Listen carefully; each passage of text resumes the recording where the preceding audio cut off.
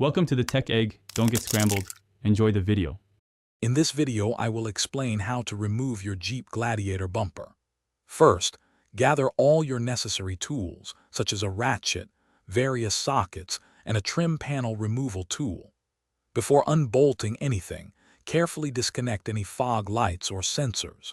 Always ensure the bumper is properly supported to prevent any damage during the removal process. Taking these initial steps will make the entire process much smoother.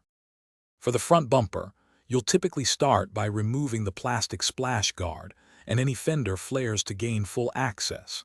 Next, locate and unbolt the main bumper mounting bolts, usually found on each side of the frame. Once all fasteners are removed, carefully pull the bumper away from the vehicle's frame. Take your time to avoid scratching your paint or damaging components. Hey everyone, if you're finding this video helpful, please hit that like button and subscribe for more great content.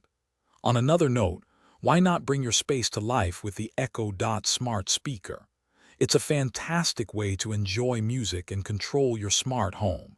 You can find a link to the Echo Dot and other awesome deals in the description below.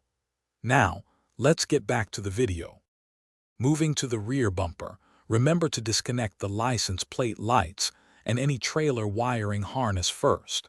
You'll then need to access the bumper's mounting bolts, which are usually found underneath the vehicle.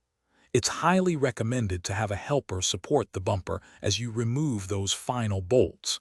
This prevents the bumper from falling and causing injury or damage. Thanks for watching. Consider subscribing if I helped unscramble your problems.